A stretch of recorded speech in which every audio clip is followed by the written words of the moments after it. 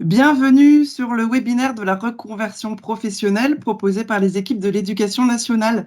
Nous sommes ravis de vous voir tous connectés cet après-midi ou ce matin, je ne sais pas, selon si vous avez mangé ou pas mangé. Donc voilà, on ne sait pas où vous en êtes aujourd'hui dans votre démarche de reconversion.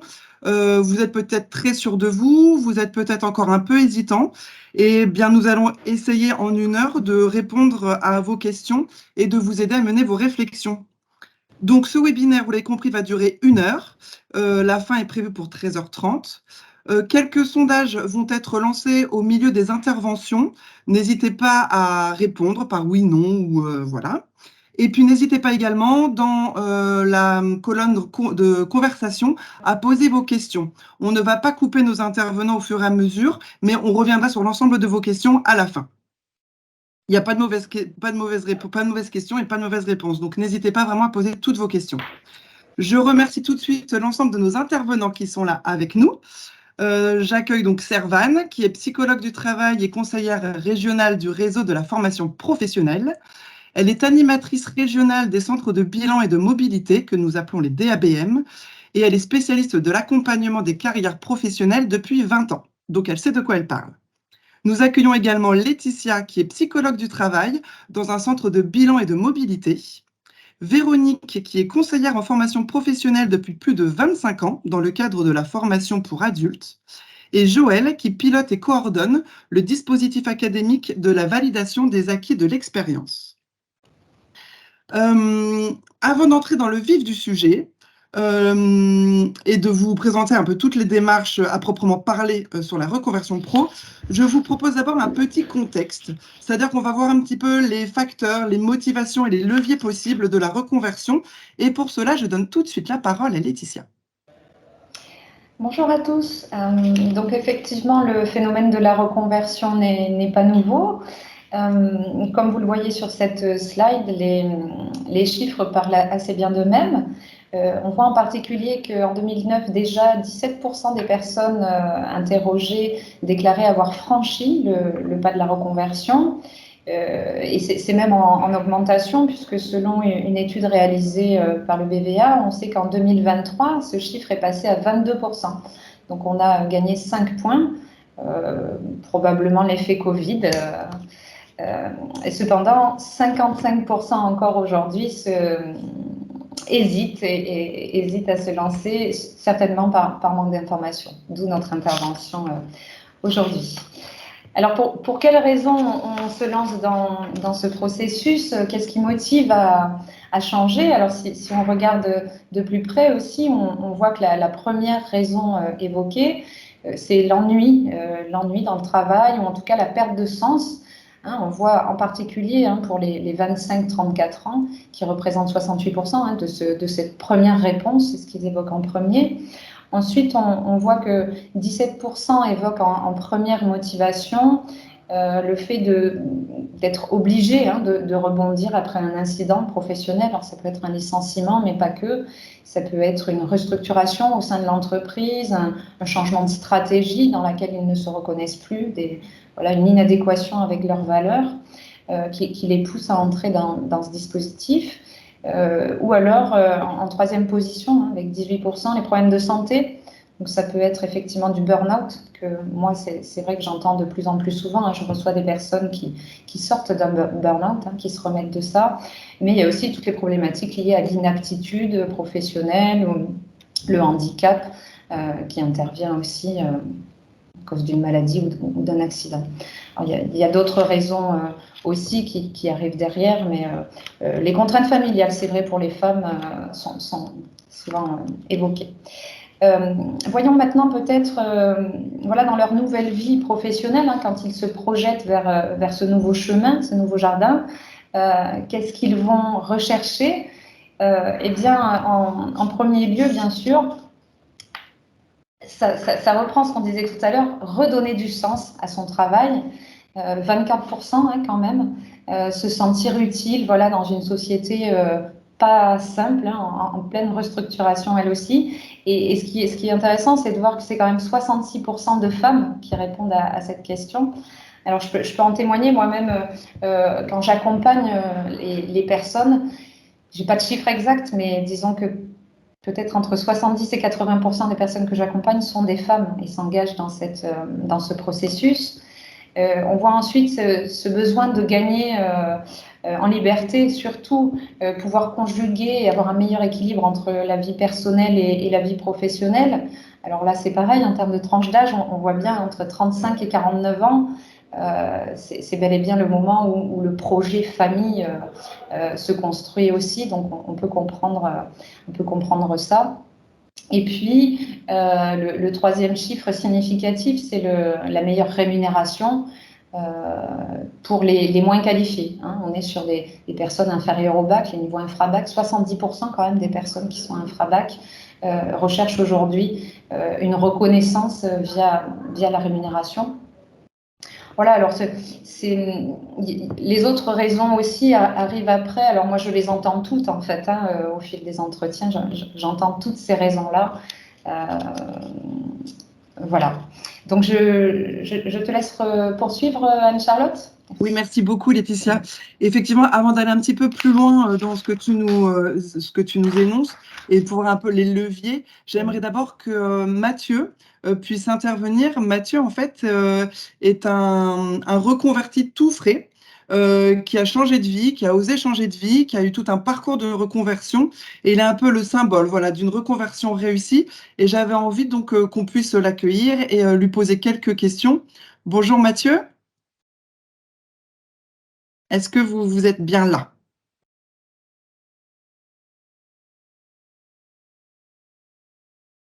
Alors, Mathieu. Ah, Jean-Louis, je pense qu'on n'a pas Mathieu hein, pour l'instant. On va attendre qu'il nous rejoigne. Il a dû quitter le webinaire. Il va pas tarder à revenir. Je propose qu'on avance. Alors, en attendant qu'il témoigne, Laetitia, je te redonne la parole. Est-ce que tu peux nous parler un petit peu des leviers possibles pour une reconversion? Bien sûr, ça fera venir Mathieu. Alors, donc de par mon expérience, 17 ans d'accompagnement quand même dans la démarche du bilan de compétences, il y a plusieurs choses qui sont effectivement des facteurs de réussite dans la reconversion professionnelle. La première chose, c'est se faire confiance, hein, puisque c'est la base, c'est une solide base déjà pour démarrer. Ça va favoriser la réussite, bien sûr, le dynamisme dans la mise en place des actions, des démarches, augmenter la résilience également, pouvoir rebondir face à un obstacle, un aléa qui viendrait se présenter sans se dévaloriser. Voilà, donc la confiance, à mon sens, est vraiment la fondation pour entamer le parcours. Deuxième chose, l'entourage, il ne faut pas sous-estimer son entourage, hein. Il faut ne pas avoir peur de l'impliquer et surtout d'identifier vraiment pour chaque personne, en fonction de ses besoins, savoir à qui parler de quoi. Et bien mobiliser ce réseau, ça va être essentiel aussi dans la poursuite du parcours. Troisième chose, je dirais qu'il faut se rendre disponible parce que la démarche, effectivement, nécessite du temps. Se reconvertir, c'est faire des études aussi sur le terrain de faisabilité, c'est pouvoir se rendre disponible pour rencontrer des professionnels, être dans le concret, pourquoi pas même aller vérifier ses connaissances, ses aptitudes en faisant des immersions. Donc il y a des outils qui existent pour ça, on parle de l'enquête, mais également de l'immersion professionnelle en fonction de son statut. Quatrième chose, bien identifier la bonne formation, parce que quand on veut s'orienter vers un nouveau métier et qu'on commence les recherches, on se rend compte que parfois plusieurs diplômes peuvent amener à l'exercice d'un métier. Or, il faut, avant cela, je pense, aller sur le terrain aussi et vérifier quels sont les besoins concrets, réels des entreprises de son territoire et vraiment analyser ce territoire, puisque d'un territoire à un autre, on peut avoir des attentes différentes. Certains types d'entreprises, d'un côté, vont chercher tel diplôme et d'autres un autre. Donc, passer du temps aussi, ne pas négliger cette étape. Passer du temps et faire toutes ces démarches, ça va demander aussi un budget. Donc, un des facteurs aussi pour réussir, c'est de bien budgéter cette reconversion parce que ça prend du temps, ça demande de l'énergie, des déplacements, ça demande des financements. à la fois pour financer son parcours de formation, et là, il y a tout un tas d'aides financières, bien sûr, à mobiliser en fonction de son statut, de sa situation, mais aussi essayer d'identifier, disons, le plancher, le budget plancher, de quoi on a besoin minimum pour pouvoir continuer d'avancer et vivre là-dessus. Donc, prendre conscience qu'en amont des conséquences réelles de ce changement de métier, il va y avoir une baisse de revenus temporaires, pendant la formation en tout cas, et ça doit être accepté et préparé bien ça avant, pas s'en rendre compte au dernier moment. Et puis, on doit aussi être conscient qu'il peut y avoir une baisse de revenus durable, mais cette fois, elle doit être choisie au profit de bénéfices majeurs qu'on va retrouver ailleurs. Dernier point, peut-être, avoir un plan B. Alors, c'est toujours ce qui fâche un peu les personnes quand on leur dit qu'il faut réfléchir au plan B. Parce que réfléchir à un plan B, c'est pas forcément augmenter les chances que le plan A échoue, bien au contraire, c'est être plus serein, c'est faire baisser la pression pour être plus disponible et du coup diminuer aussi la déception. Donc moi, j'aurais même tendance à dire qu'on pourrait commencer par essayer d'identifier ce plan A avant de basculer sur le plan prioritaire. Voilà. Et enfin, voilà, il faut décider, je pense qu'il faut décider de se faire accompagner sans attendre le moment parfait, parce que ce moment parfait n'arrivera pas. Et se faire accompagner, c'est diminuer, à mon sens, c'est accepter plus facilement de prendre un risque. Voilà, donc pour moi, si déjà vous êtes dans cette démarche de questionnement, c'est que le processus est déjà enclenché, donc il faut vous lancer, il faut venir nous rencontrer. Merci. Merci Laetitia. Alors, est-ce que Mathieu est arrivé entre-temps et pourrait du coup illustrer les propos de Laetitia? Mathieu, êtes-vous là? Non, Mathieu n'est toujours pas rentré. Bon, alors on continue. Alors, si vous avez le contexte général, vous avez quand même pas mal de choses dans votre tête. Maintenant, on va aller on va approfondir un peu la démarche si vous voulez vous lancer. Et on va commencer avec Servan qui va pouvoir, avant de parler de nos dispositifs propres éducation nationale, vous parler de ce que l'on appelle le conseil en évolution professionnelle. Servan. Alors, le conseil en évolution professionnelle, c'est effectivement le service que l'on va pouvoir mobiliser dès qu'on commence à avoir un début de réflexion sur sa carrière professionnelle. Alors, on peut le solliciter, je dirais même en amont d'une réflexion sur la reconversion, mais quand on commence à avoir des envies de reconversion, c'est vraiment par là qu'il va falloir débuter son parcours. C'est un service public, il est gratuit, il est confidentiel. Je vous l'ai dit, il va permettre de poursuivre différents objectifs, voir si on a besoin de renforcer ses compétences, envisager un projet de mobilité au sein de l'entreprise où on est actuellement employé, envisager une reconversion, envisager d'être accompagné plus amplement dans sa recherche d'emploi, envisager une validation d'acquis ou un projet de création de reprise d'entreprise. Le conseil en évolution, il va permettre de poursuivre ces objectifs-là. Il est délivré par plusieurs opérateurs suivant son statut. Vous avez les opérateurs qui apparaissent sur la slide, à savoir pour les actifs occupés, le réseau d'opérateurs, c'est Avenir Actif et effectivement, notre réseau participe à la délivrance de ce service en Occitanie. Merci beaucoup. Donc voilà, ça c'était la première phase. Maintenant, rentrons en profondeur sur ce que nous, Éducation nationale, nous pouvons vous proposer. Concrètement, quand vous allez vous lancer dans une reconversion, vous avez plein de parcours possibles, avec des passerelles passant de l'un à l'autre, vous propulsant ailleurs, enfin, tout est possible. Donc, on va essayer de zoomer sur ces 3 axes qui sont le bilan de compétences, la validation des acquis d'expérience et la formation continue. Encore une fois, voilà, un bilan peut vous amener vers une VAE peut vous amener vers une formation continue, mais vous pouvez débuter par une VAE, vous pouvez aller directement en formation continue, tout est possible. Donc, je redonne tout de suite la parole à Servan pour d'abord zoomer sur c'est quoi un bilan de compétences. Alors, un bilan de compétences, c'est quoi? Ça sert à quoi et comment ça marche? Un bilan de compétences, déjà, ça sert à tous ceux qui en ont besoin et ça permet de faire le point sur ses aspirations, sur ses centres d'intérêt, sur, les grands points forts de sa personnalité. Ça permet aussi de, s'informer sur son environnement, de s'informer sur le milieu le milieu de l'emploi, sur l'environnement professionnel de la région où on souhaite continuer à exercer. Ça permet d'aller recueillir de l'information sur les formations, sur les métiers.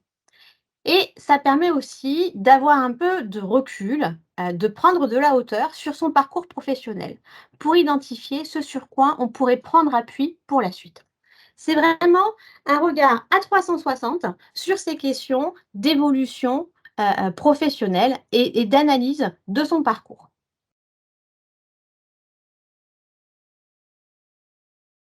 Donc, concrètement, eh ben, on va réfléchir. On va réfléchir sur son histoire professionnelle, on va, aller, à la recherche de ses centres d'intérêt, je vous l'ai dit, s'informer, se documenter. Mais au-delà de ça, on va aussi rentrer en contact avec des interlocuteurs pour confronter son projet à la réalité de terrain. C'est un exercice qui va aussi vous amener à hiérarchiser vos priorités, à définir ce qui est vraiment important, à organiser vos actions et les planifier dans le temps. C'est un travail de structuration également. C'est pas qu'un travail de réflexion, c'est également un travail de structuration des démarches à venir. Et on va retrouver tout ça dans la façon dont est conduit un bilan de compétences. Un entretien d'information pour démarrer, pour bien se mettre d'accord sur ce qu'on va faire, une phase d'analyse, où là encore, on va faire le point sur la véritable demande et ce dont vous avez besoin, une phase de recherche et puis une phase de conclusion où on va définir le plan d'action pour pouvoir enclencher la suite. Comment ça marche? Comment on le finance? Le principal financement du bilan de compétences, c'est mon compte formation. Chaque actif dispose annuellement d'un certain nombre d'euros sur son compte formation qui vont pouvoir permettre de financer le bilan de compétences. Via l'application Mon compte formation, on peut choisir et contractualiser avec le centre de bilan qui vous correspond. En plus, on peut également solliciter des abondements Pôle emploi. Alors, abondement, c'est un mot un peu technique, c'est-à-dire des compléments de financement auprès de Pôle emploi si on est demandeur d'emploi ou auprès de son employeur. Pour les actifs qui ne sont pas salariés, qui sont indépendants, il y a un certain nombre de fonds d'assurance formation des indépendants qui participent également à la prise en charge des prestations de bilan de compétences. Merci beaucoup, Sarvan. Donc, vous l'avez compris, vous pouvez donc vous lancer sur un bilan et ce bilan peut vous amener vers une VAE. Et là, je vais passer la parole à Joël qui va nous expliquer comment ça fonctionne. Mais merci beaucoup. Donc, je vais essayer de décrire en quelques mots la VAE. Donc, VAE, validation des acquis de l'expérience. Tous les jours, quasiment, on me dit, mais c'est quelque chose de nouveau. Alors, ce n'est pas du tout nouveau. Ça a 22 ans que la validation des acquis de l'expérience a été mise en place. C'est quoi? C'est permettre d'obtenir un diplôme par une nouvelle voie d'accès. Vous connaissez tous la formation initiale, la formation continue, la formation par alternance, qui est maintenant très très connue, mais il reste aussi une nouvelle voie qui est la VAE. Et la grande différence de la VAE, c'est qu'on ne trace pas des épreuves de type scolaire, et c'est simplement sur du déclaratif, à l'écrit, à l'oral, qu'on peut obtenir tout ou partie d'un diplôme. En sachant deux spécificités, le diplôme obtenu est exactement le même que celui qu'on a pu obtenir en formation initiale. Il n'y a pas de diplôme light à l'éducation nationale ni ailleurs. Celui que vous obtenez, c'est exactement le même, donc il ouvre exactement les mêmes droits. Mais on y reviendra un peu plus tard, pourquoi les personnes font une VAE. Donc ça, c'était le premier point. Qu'est-ce que la VAE? Pour qui? Alors là, c'est très facile pour moi, pour tout le monde, quel que soit votre statut, quelle que soit votre nationalité, et aujourd'hui, quelle que soit votre expérience, parce qu'au début de la VAE, il fallait 5 ans d'expérience, après il fallait 3 ans d'expérience, ensuite il a fallu 1 an d'expérience. Aujourd'hui, dès qu'on a un minimum d'expérience de quelques mois, on peut demander à obtenir là plutôt la partie d'un diplôme plutôt que tout un diplôme. Un autre point, c'est accessible pour tout le monde et à ce jour, pour 99% d'entre vous, la prise en charge est totale, aussi bien le coût de l'accompagnement que du passage devant le jury. Alors, je vais aller à peine un peu plus loin. Maintenant, pourquoi faire une VE? Aujourd'hui, vous représentez des personnes qui peuvent être intéressées par une VE. Pourquoi? Première demande, c'est des personnes qui ont des difficultés à obtenir un rendez-vous d'embauche. Pourquoi? Ils envoient le CV, mais pour bon nombre d'employeurs, si l'expérience est prise en compte, bien évidemment, parfois, il est nécessaire aussi pour les employeurs de se dire je veux quelqu'un qui a ce bac, ce BTS, avant de le recevoir. Donc ça, c'est vrai que si vous êtes en train d'évoluer dans votre carrière professionnelle, vous pouvez vous retrouver dans une période de votre vie où vous n'avez pas de diplôme en ce sens. Donc 25% de nos candidats sont demandeurs d'emploi et viennent chercher le ou les diplômes qui correspondent à leur expérience. J'ai bien dit le ou les diplômes, il est possible de faire 3 VAE en parallèle. Vous n'avez aucun diplôme dans le domaine, rien ne vous interdit de présenter par exemple un CAP, un bac et un BTS. Alors, c'est la première catégorie, donc des demandeurs d'emploi. Ensuite, nous allons trouver des personnes qui viennent nous voir pour de la promotion sociale, où le fait d'avoir tel ou tel diplôme permet d'obtenir un poste supérieur ou une rémunération plus élevée au sein d'une entreprise. Notamment à la suite de départ à la retraite, où on va retrouver 4-5 personnes qui réalisent la même activité. Et il sera plus simple pour ces personnes-là de postuler sur le poste de la personne qui quitte ses fonctions pour éventuellement évoluer au sein de l'entreprise.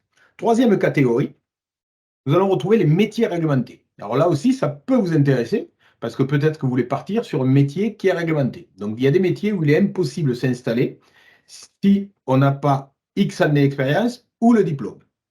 Donc, et d'autres métiers où le diplôme est là obligatoire. On va penser à l'optique lunetterie, on va penser à l'immobilier, au CAP contrôle de moyens extincteurs. Donc là aussi, l'obligation d'obtenir un diplôme. Quelque chose de peu plus rare, mais que l'on voit quand même très fréquemment. Si demain vous voulez vous installer par exemple comme charpentier, aucun souci, hein, vous avez 3-4 ans d'expérience, donc vous avez tout à fait le droit de vous inscrire même sans diplôme. Si ce n'est quand vous irez voir votre assureur, il sera beaucoup plus difficile d'avoir une décennale. Donc là aussi, une obligation pour certains assureurs ou pour certaines autres démarches, pour des appels d'offres aussi, où ils ne retiendront dans les appels d'offres que des personnes diplômées. Donc là, nous avons une quantité aussi assez importante de personnes qui viennent nous voir vis-à-vis de la réglementation. Ensuite, le dernier point, bien évidemment, ça va être le plaisir. En disant, ça fait 20 ans que je fais ce métier. Je suis plus performant que tous ces jeunes diplômés. Je n'ai jamais été reconnu. Donc, c'est aussi une satisfaction personnelle. Certains viennent nous voir aussi l'année où leurs enfants passent le bac ou le brevet des collèges ou des formations de ce type-là. Donc, voilà pourquoi faire une VAE. Alors, je ne vais pas rentrer dans le détail parce que ce n'est pas l'objectif aujourd'hui, mais pour faire court, vous aurez un livret à remplir où vous passerez entre 20 heures et 50 heures de travail. Alors, c'est relativement simple. Il n'y a que 3 types de fiches à remplir. Une fiche pour présenter là où les structures avec lesquelles vous allez travailler, donc pour expliquer le type d'entreprise. Une deuxième fiche qui va mettre en avant votre emploi. J'étais chef d'équipe ou j'étais responsable de tel secteur, j'avais tant de personnes sous ma responsabilité. Les ordres m'étaient donnés par telle ou telle personne. Donc, ça permet de vous situer vraiment dans une entreprise. Et la troisième fiche que vous remplirez à minima 4 fois, ce sont 4 fiches d'activité. Prenons un exemple, CAP AEPE, accompagnement éducatif petite enfance, parce que ça aussi, on voit beaucoup de reconversions en ce sens, plutôt des dames, plus ou moins jeunes d'ailleurs, qui souhaitent travailler à leur domicile et devenir assistante maternelle agréée, donc demandent le CAP à petite enfance qui s'appelle maintenant AEP. Dans ce sens, par exemple, pour décrire sur le livret 2, on va retrouver une activité sur l'entretien des locaux, parce que dans ce CAP, il y a toute une partie sur l'entretien des locaux. On peut retrouver sur une activité sur la nutrition, vu qu'il n'est pas prévu dans le référentiel d'amener tous les jours à la cantine à côté les enfants qui vous sont confiés. Donc, Vous êtes amené aussi à préparer des repas. Et on va avoir peut-être une activité sur l'éveil, la communication avec les parents. Donc ça sera travaillé durant un accompagnement. Donc voilà à peu près les éléments que je pouvais vous donner sur la VAE. Quelque chose de nouveau, donc ça va être le dernier slide. Alors là, c'est tout neuf, c'est une expérimentation. C'est la VAE inversée. Alors je vais dire que 2 mots, mais s'il y a des personnes intéressées, n'hésitez surtout pas à me contacter. Pourquoi? Ben justement, vous voulez changer de métier, vous avez une maison de retraite plus près de chez vous, vous allez les rencontrer en disant je ne connais strictement rien au care, aux soins, mais je pense que je souhaiterais travailler dans ce travail, dans cette fonction. Mais là, c'est tout à fait possible. Grâce à ce nouveau procédé, où vous serez formé en même temps que vous serez embauché. Mais pas formé en revenant sur de l'alternance dans un centre de formation. C'est-à-dire qu'ils mettront en œuvre de la FEST, la formation en situation de travail. Donc, c'est une forme de formation. Vous débuterez une VAE dès le premier jour en parallèle. Et donc, au bout d'un an ou de 2 ans, vous pourrez obtenir, là aussi, toute partie du diplôme visé. Donc, ça, c'est tout nouveau. Le plus difficile, vous avez bien compris, il faut trouver une entreprise qui va y rentrer dans ce mode de fonctionnement, vu qu'elle va mettre en place la formation en situation de travail. Et il y a un dossier, là, à peine un peu plus complexe à monter, parce qu'on est sur une expérimentation. Néanmoins, s'il y a des entreprises qui sont connectées, ou des personnes qui ont ce souhait, n'hésitez pas à nous contacter, on essaiera de voir comment mettre en œuvre pour vous spécifiquement. Là, j'ai une première demande, vous allez vite comprendre pourquoi. C'est un ramoneur qui est dans le Gers. Donc, une entreprise où ils sont 2, ils veulent recruter une 3e personne, des formations qui sont assez lointaines. Donc, on va mettre en place une VAE inversée pour cette personne pour apprendre réellement le métier, ce qu'on appelait précédemment sur le tas, en situation de travail. Donc voilà pour quelques éléments sur la VAE. Je suis à votre disposition à la fin de cette présentation. Merci beaucoup, Joël. C'était très intéressant. Je vais peut-être, avant de donner la parole à Véronique et faire un zoom sur la formation continue, qui est notre 3e point de ces interventions, je vais essayer de récupérer tout de suite Mathieu, qui apparemment est là. Oui, bonjour. Vous nous entendez? Super. Alors, voilà, là, on a commencé à parler un petit peu des parcours possibles de la reconversion. Et vous êtes l'illustration même d'un pur produit qui est passé chez nous et qui avait osé une reconversion et qui, a priori, a réussi. Donc, est-ce que vous voulez bien prendre un peu de temps pour partager avec nos auditeurs votre parcours, ce que vous faisiez avant, les études que vous aviez faites, votre métier d'avant, les facteurs et les leviers qui ont fait que vous êtes dit, allez, je me lance et je change de vie, ce que vous faites aujourd'hui, et puis si finalement, en fait, vous le conseilleriez, avec le recul, est-ce que vous le conseilleriez à d'autres personnes? Oui, du coup, pour se présenter, j'ai commencé à travailler à l'âge de 23 ans, j'ai obtenu un BTS. Mon précédent travail, c'était responsable d'équipe dans une boîte de transport en commun, un groupe national, multinational. Donc j'ai évolué, j'ai changé pas mal de régions, c'était très sympa. Et ma dernière expérience, toujours au sein du même groupe, était un peu moins réussie. Et bon, il y avait un peu de pression. Mon travail avait changé radicalement par rapport à quand j'ai commencé il y a 10 ans. Donc la question se posait de savoir est-ce que je continuais dans le sens là où je me plaisais moins dans mon boulot, ou alors est-ce que je changeais de vie et je faisais un 180 complètement, en sachant que j'ai 34 ans et que on est parti pour travailler pour au moins 45 ans dans une carrière, donc c'est un peu long. Donc du coup, pourquoi pas. Pour ça, j'ai fait appel à un conseiller en évolution professionnelle et ça, c'était très, très bien parce que c'est un œil extérieur qui permet de nous poser pas mal de questions sur soi-même, d'avancer ensemble. J'avais des points, téléphoniques, j'avais un travail écrit aussi à faire, un petit peu de rédaction. C'est pas non plus la mer à boire, même si on n'est pas très à l'aise avec ça, mais ça se passe bien, c'est très bien guidé, très bien fléché. En plus, la conseillère était très, très à l'écoute, donc c'était vraiment top. Et du coup, de fil en aiguille, ça m'a vraiment renforcé dans l'idée de vouloir changer de métier, de vouloir faire autre chose, et donc du coup de me lancer dans une voie artisanale. Et aujourd'hui, je suis carrossier. Je vois tout le monde qui fait, ah. Voilà. Donc du coup, je suis passé d'un boulot où je gérais une équipe de 4 personnes dans un service avec plusieurs employés, centaines d'employés, avec tout ce qui est administratif, social, et ainsi de suite, à un métier manuel et artisanal. Et alors, du Voilà. coup, vous êtes passé par un conseil en évolution professionnelle et petit à petit, donc dans votre réflexion, vous êtes arrivé chez nous dans un Greta. Comment vous êtes arrivé après à l'Éducation nationale? Alors du coup, moi, alors j'avais 2 choix par rapport à l'objectif. Moi, ce qui me plaisait, c'était c'était un service public.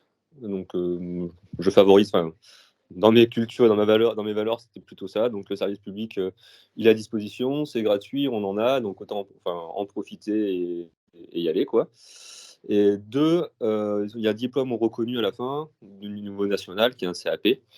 La formation, elle était très rapide et très intense, ça a duré 8 mois, mais c'était vraiment bien complet au final. Et le Greta, ça me paraissait logique. Et d'un point de vue géographique, c'était aussi intéressant pour moi. Donc, du coup, ça a tout concordé pour que j'atterrisse dans le Greta, au Greta.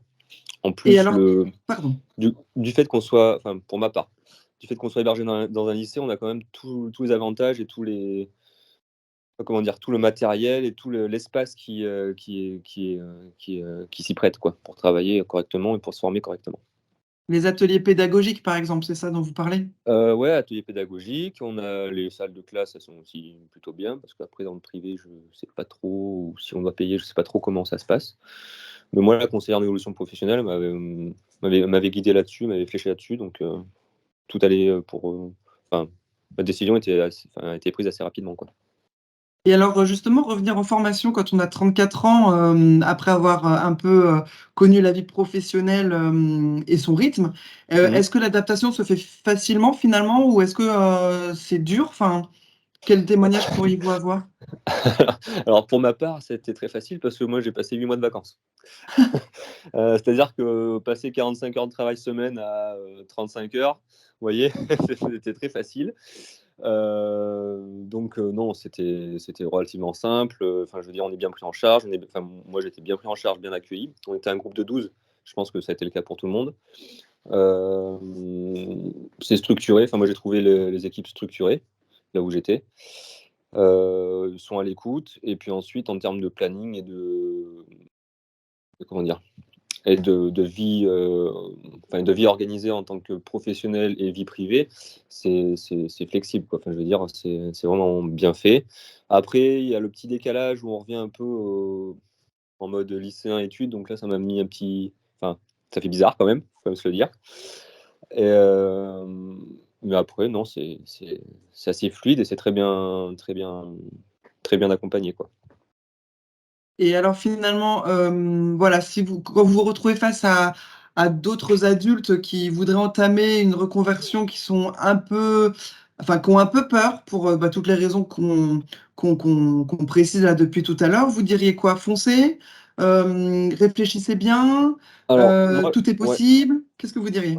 Moi, je dirais de bien prendre son temps dans la réflexion de ce qu'on veut faire et dans pourquoi on veut le faire. Moi, la démarche de quand je l'ai entamée, quand je l'ai aboutie, ça m'a pris 8 mois tout de même. Et si la chose que j'ai pas dit, c'est que j'ai fait j'ai oublié, une mise à disposition de l'entreprise. Aidez-moi si vous avez le nom de l'organisme. Alors ça, Mince. moi, je ne sais pas. Peut-être que mes collègues peuvent vous aider là-dessus. C'est financé par Transition Pro. Vous avez Oui, fait Transco, le dispositif. le congé de transition professionnelle. Ouais, le congé de C'est ça, formation, avant, ça Transco. s'appelait un FONGECIF, mais je sais plus le nouveau nom. Oui, CPF, c'est je crois, non Transition Pro Transition Occitanie maintenant Vo- qui. Voilà, donc moi j'ai rempli un dossier auprès de Transition Pro qui du coup, il y avait une commission par rapport à mon dossier et du coup finançait mon entreprise et l'entreprise me mettait absent de mon ancienne entreprise pendant ce laps de temps de formation.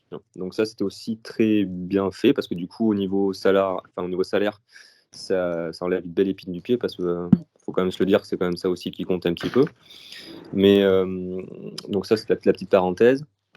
Et pour la réflexion, non, moi je suis très content d'avoir fait ce que j'ai fait à l'âge que j'ai.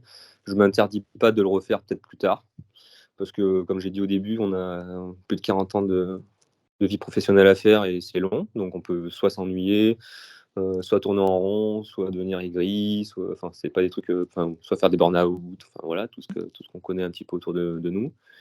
Donc en fait, revenir à quelque chose qu'on ne connaît pas forcément ou qu'on veut découvrir, on se remet en question, on se relance, on voit les choses un peu différemment et franchement, je suis très satisfait de ce que j'ai fait de ce que j'ai commencé il y a 1 an et demi et là où j'en suis aujourd'hui, puisque du coup aujourd'hui je suis dans le domaine où je me suis reconverti. Petites entreprises cherchent énormément et même sans expérience, du coup j'ai été embauché en CDI depuis 3 mois. Donc à la fin de la formation, j'ai tout de suite eu un métier et un poste. Super. Donc non, n'hésitez pas. C'est très bien. Merci beaucoup Mathieu, parce que voilà, vous donnez envie. Je pense que votre témoignage était important à entendre. Tout est possible, effectivement. Je pense que dans une vie, il y a plusieurs vies. Donc, il ne faut pas hésiter à se bousculer. À partir du moment où c'est bien accompagné, bien réfléchi, et puis effectivement accompagné par des équipes professionnelles, ça ne peut que fonctionner. Donc bravo et merci beaucoup à vous Mathieu. Merci. Et du coup, je vais faire le lien directement avec Véronique puisque c'est parfait. On va zoomer sur la formation continue au sein de nos Greta. Véronique, à toi la parole. Bonjour. En effet, le témoignage de Mathieu fait un trait d'union direct avec ce que je vais dire maintenant, c'est-à-dire la formation continue, que l'on appelle formation des adultes. Qu'est-ce que la formation continue? Quand on a quitté globalement, pour faire simple, quand on a quitté le système scolaire, la formation initiale et que l'on veut poursuivre ou reprendre une formation ou se reconvertir, on rentre dans la formation continue des adultes. Donc, pour ce faire, on va rentrer par exemple dans l'éducation nationale ou autre centre de formation. L'avantage de la formation continue, c'est que l'on va avoir un parcours sur mesure, un parcours personnalisé. On va être en amont accompagné, on va être accueilli par un conseiller en évolution professionnelle ou un conseiller en formation qui va analyser, qui va faire un point avec vous sur votre passé, ce que vous voulez faire, vos besoins. Et en fonction de ça, on va vous construire un parcours vraiment personnalisé, individualisé, en durée, en contenu, en pédagogie, en fonction de vous, en fonction des informations que l'on aura recueillies. Et on vous fera donc une proposition de planning, comme disait Mathieu tout à l'heure, et on étudiera un financement. Ça, on va en reparler tout à l'heure. Pendant la formation, donc, vous serez accompagné par des équipes de formateurs qui sont rodés à la formation continue des adultes. On n'enseigne pas à un adulte comme on enseigne en formation initiale. Surtout pour ceux qui n'aiment pas trop l'école, quand on va en formation continue, on n'est pas en classe, on n'est pas à l'école.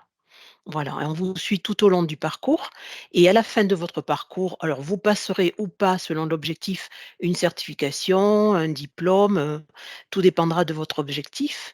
On vous aidera à votre insertion s'il y a besoin. On vous suivra selon les cas à 3 mois, 6 mois, 9 mois pour pas vous lâcher dans la nature, Ça, c'est le propre de la formation continue. Et je vais reprendre les mots de Mathieu de tout à l'heure. L'avantage de la formation continue, c'est que vous êtes bien accueillis. Vous êtes formé directement avec pour objectif de rentrer dans le monde du travail ou éventuellement poursuite d'études s'il y a besoin, si c'est ça votre objectif. Vous allez travailler sur des plateaux techniques adaptés à votre formation. Mathieu voulait être carrossier, il a travaillé sur des plateaux techniques avec des voitures, des camions, et cetera, tout le matériel qu'il faut. Donc il a travaillé grandeur nature, donc directement formé à son insertion professionnelle. C'est pour ça qu'il a retrouvé très rapidement du travail. Vous êtes accompagné tout au long de votre parcours. Je répète, vous n'êtes pas à l'école et vous développez une capacité d'autonomie et d'apprentissage, puisque vous aurez des temps d'autonomie. Vous êtes des adultes, on n'a pas besoin d'être sur votre dos à vous dire systématiquement fais ça, fais ça, fais ça. Donc, ce sont les plus de la formation continue. L'avantage du réseau des Greta et du CFA, c'est d'avoir un catalogue très large de formations, multifilières. Ça va de l'hôtellerie-restauration, bâtiments, travaux publics, l'informatique, transport logistique, carrosserie, commerce, grande distribution, voilà, je ne vais pas rentrer dans toutes les filières. Tous les niveaux, infra-bac jusqu'à bac+3. Nous proposons, enfin les Greta ainsi que le CFA proposent des diplômes éducation nationale, non pas light comme disait Joël Mica tout à l'heure, mais de vrais diplômes. Voilà, puisque les Greta et le CFA, c'est l'éducation nationale, hein. Donc des diplômes infra-bac jusqu'à bac+3, ainsi que des titres professionnels qui sont reconnus par le monde professionnel. Voilà, toutes nos certifications sont reconnues. On n'a pas de certification maison ou alors reconnues au répertoire national des certifications professionnelles. Et vous pourrez retrouver donc toutes ces formations, comme vous le voyez en bas de la diapositive, sur le site MaForPro, qui veut dire ma formation professionnelle, .e-occitanie.fr. Ensuite, au niveau financement, parce que jusqu'à présent, on a parlé de budget, mais on a parlé de financement. Globalement, une formation, ce n'est pas gratuit, mais on va faire en sorte que vous n'ayez plus rien à charge. C'est la raison pour laquelle il existe des organismes qui prennent le relais pour le financement. Attention, tous les financements ont une finalité, chaque projet a un financement adapté. Je vais en citer quelques-uns, je ne serai pas exhaustive parce que sinon on en a pour la journée, mais je vous conseille les plus utilisés à l'heure actuelle. Ils sont tous soumis à conditions et à validation. Tout n'est pas automatique. Souvent, on passe devant votre dossier va passer devant une commission pour validation. On va citer 2 cas. Si vous êtes demandeur d'emploi, donc le CPF dont parlait tout à l'heure Servane, compte personnel de formation, que l'on appelait avant le DIF, est le moyen le plus simple pour financer votre formation. Donc ce sont des droits que vous avez accumulés en euros tout au long de votre, carrière professionnelle que vous pouvez transformer en formation. Vous trouverez la plupart de ces formations et vous pourrez vous inscrire sur la plateforme qui s'appelle Mon compte formation, où vous retrouverez toutes les formations disponibles, l'anglais, l'Excel, etc. Et suivre et utiliser donc vos droits à formation. Vous avez aussi, si vous êtes demandeur d'emploi, oui, j'ai oublié un petit détail, ce CPF peut être complété, peut être abondé, comme disait aussi Servane, par Pôle emploi si vous êtes demandeur d'emploi, par votre entreprise si vous êtes salarié.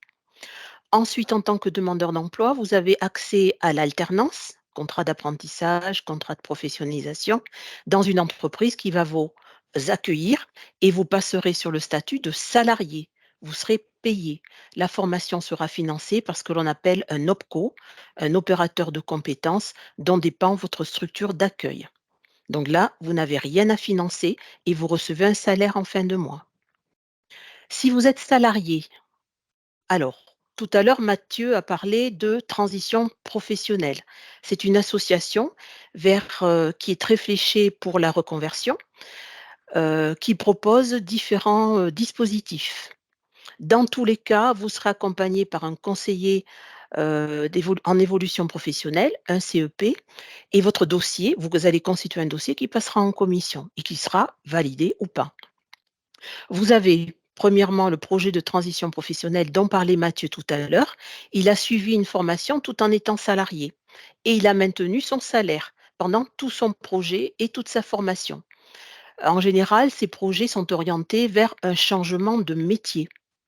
Vous avez le deuxième dispositif qui s'appelle Transco, qui est mis en place par votre entreprise d'accueil, l'entreprise dans laquelle vous êtes aujourd'hui, pour éventuellement anticiper des évolutions du marché du travail, en proposant aux salariés donc une formation, toujours pareil, vers des métiers qui sont porteurs, des métiers qui recrutent.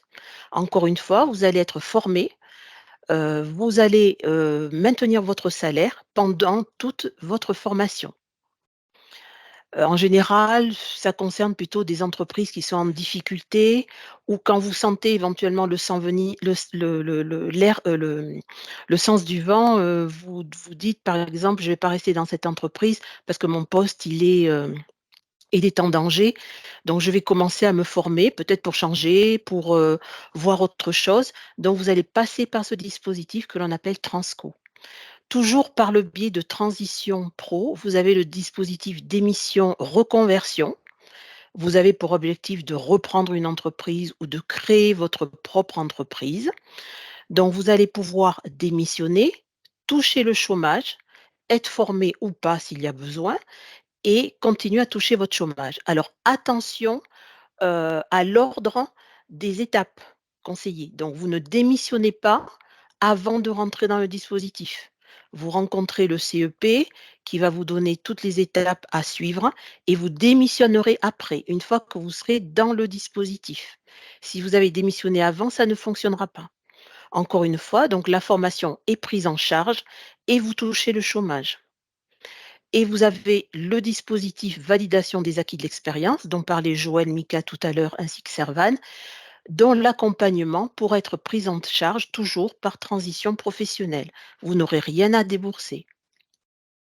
Le dernier dispositif qui peut être pris en charge aussi par transition professionnelle, c'est le certificat CLEA, qui permet aux personnes sans diplôme ou de bas niveau de récupérer un certificat qui permet de mettre de prouver des compétences de base, soit pour entrer directement dans un métier ou éventuellement pour entrer dans une formation. Donc voilà pour transition professionnelle.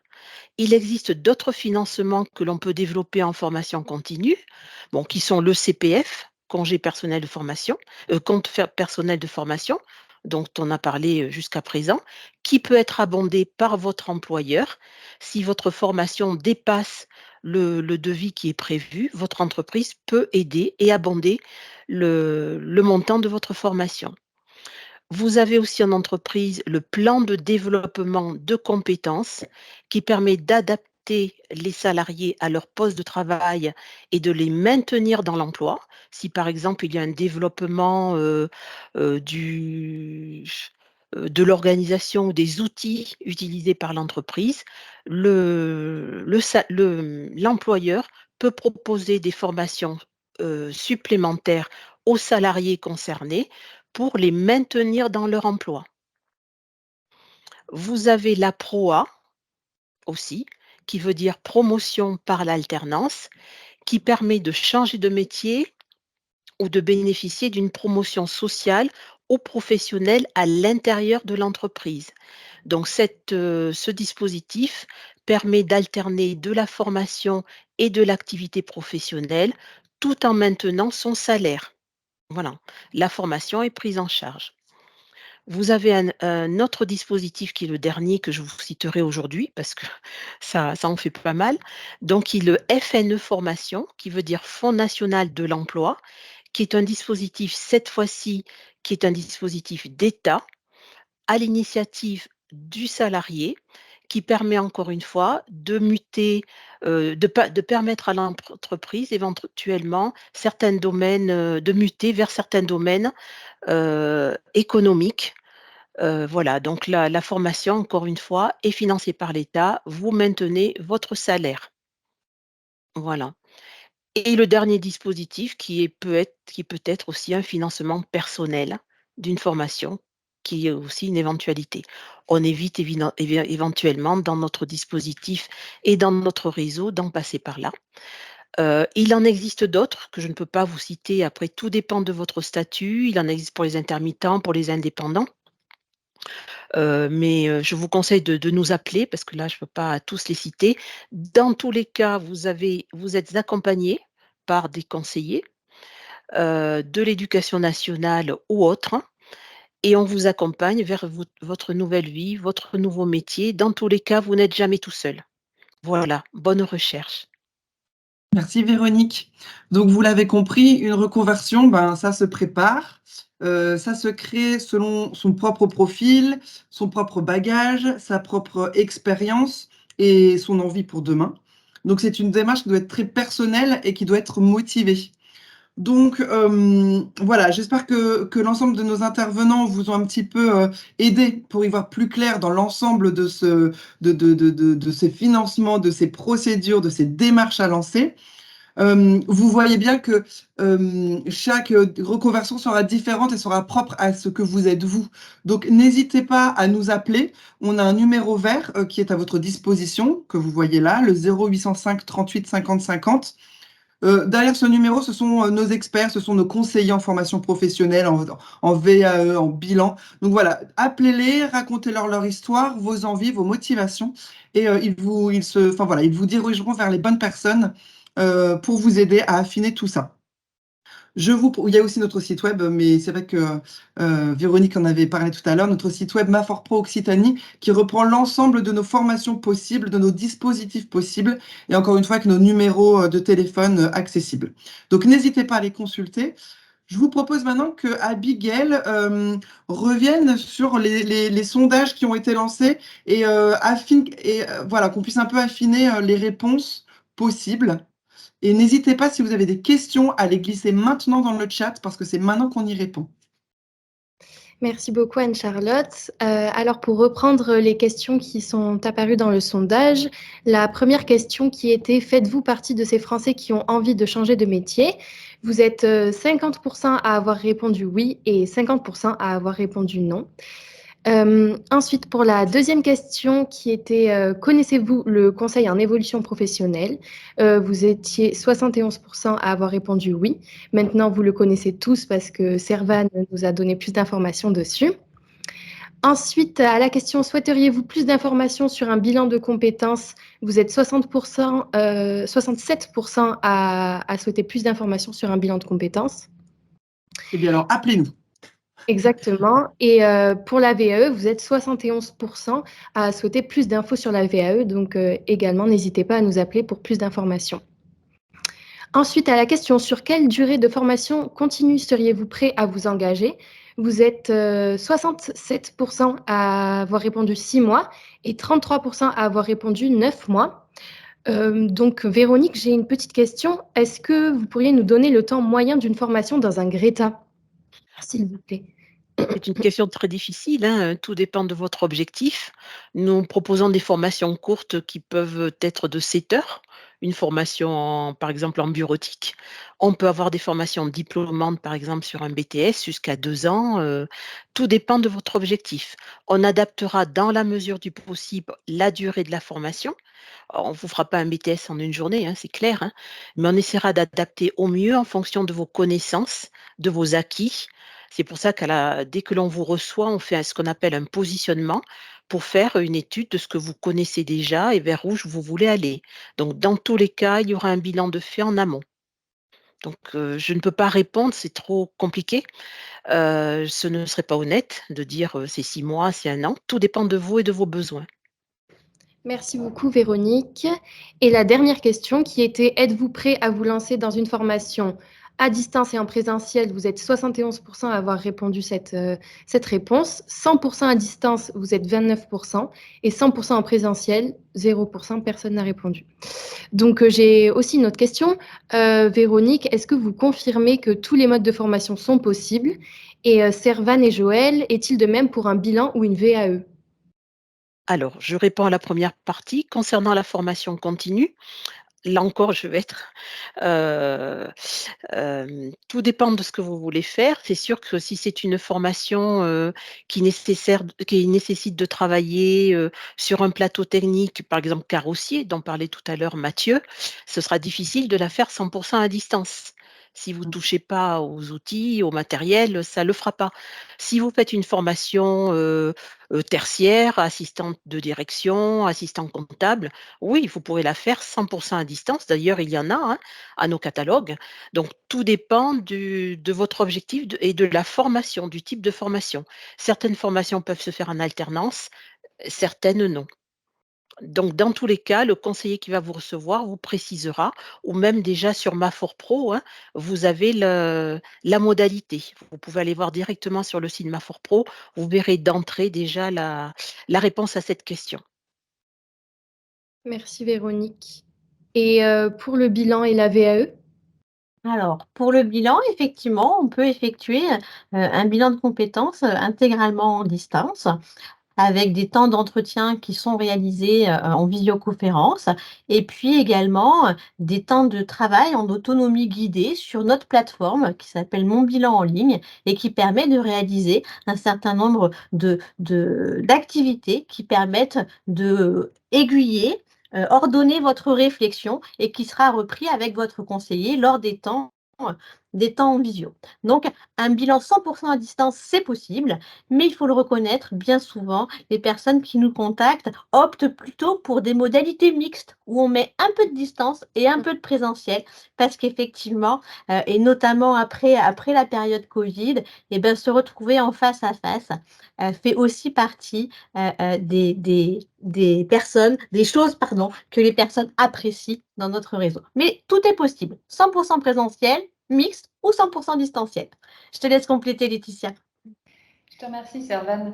On a effectivement souvent une préférence pour le présentiel, mais moi, j'ai de plus en plus aussi des personnes qui sont géographiquement isolées et un petit peu loin de nos territoires. Et j'accompagne, moi, actuellement 4 ou 5 personnes qui sont perdues au fin fond de la Lozère. J'ai même eu une fois une demande de quelqu'un qui était en Bretagne et qui avait...